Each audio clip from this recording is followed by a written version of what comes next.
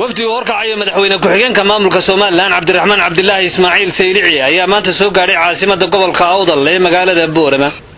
madaxweyne ku-xigeenka Soomaaliland iyo wafdiga warkacaya ayaa kulan kula qaatay magaalada Boorama guddiga gurmadka abaaraha ee gobolka Awdal ee dhawaan laga dhawaaqay magaalada Boorama.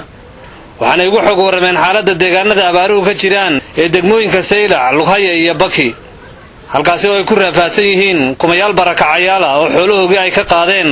abaaraha muddaba ka taagnaa deegaanadaasi. anagu ma iska hadlayn waxa la geeyay Suudaangeey korkii baa loo baahan yahay baan waxaan diraysahan waxaan ka soo bilownay sahanka iyaga habaas tuulaan u maray qoladii sahanka habeenkii koobaad waxay u weeytay Baki markii dambana bari bay u baxday. waxaan soo qiimeynay dhulka meelaha hadda kadib ugu baahi badan kolka hoosta laga yimaado marka baanay sahankii wuxuu noqday marka inay ugu baahi badan tahay meesha la yiraahdo Cali Xayd. meesha labaad ay ku xigtaa inay tahay habaas meesha labaad ay ku xigtaa inay habaas tahay abaar way baaxad badan yihiin way balaareeyeen dadku ku nool yahay wali ku sii jooga waxa weeye oday kasta markuu ku waramo oo xoolo dhaqatay wuxuu ku waranayaa carrada iyo caafimaadka xooluhu qallaleen laakiin badankoodu ma dhimin wax la cunana ma laha. markii uu dhamaaday kulanka uu la qaatay madaxweyne ku-xigeenku guddiga gurmadka abaaraha ayaa madaxweyne ku-xigeenka iyo wafdigiisu uga sii socdaaleen magaalada Boorama dhanka deegaanada abaaruhu saameeyeen ee dhulka buuraleyda iyo xeebaha ee ay ku soo barakaceen dadka ay abaaruhu halakeeyeen isla markaasina muddo la rafaadsanaa dhibaatada ka soo gaadhay abaaraha. madaxweyne ku-xigeenka Soomaaliland Cabdiraxmaan Cabdilaahi Ismaaciil Saylici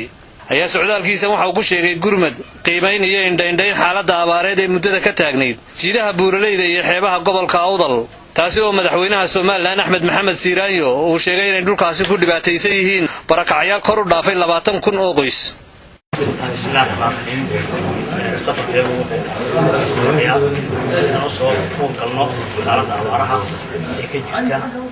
ولينا يوم يكون يلا أصلا ما كجرتو سعدي فلان وسعد جوهري ويفتكاسو جينا سد عشان تقرن قولنا أول يصير صور مخ نتابع كذا بين إن شاء الله نسكن قولنا واحد منهم برنامج عبارة واحد صدر له معلومة كمسؤول واحد من بقوا قبلني تموت الله سبحانه بدأ مخيّا شنيت وبعض الأشياء صدرتني هذا ما أنتظر حصص الله ضمن قاعد كل صباح حي ويحرق البيت حتى لا يقدر بيسوي جارية وحصل حولك الدولة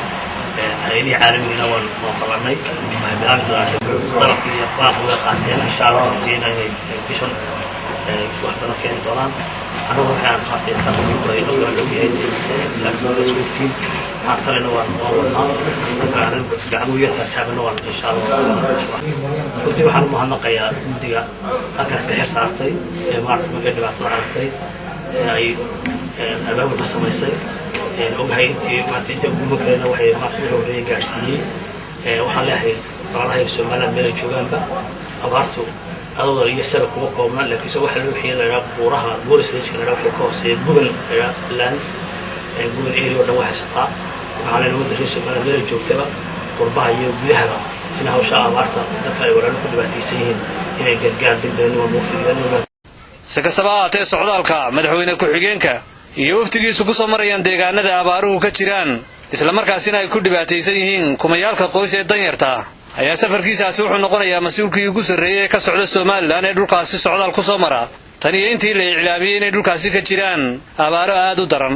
waxaana lagu tilmaami karaa socdaalka wafdiga madaxweyne ku-xigeenku uu waqtigan ugu kicitimay deegaanada ay ka jiraan abaaruhu mid dib uga dhacay waqtigii ku habboonaa. هاشم شيخ عمر قود Somalisat TV Boorama.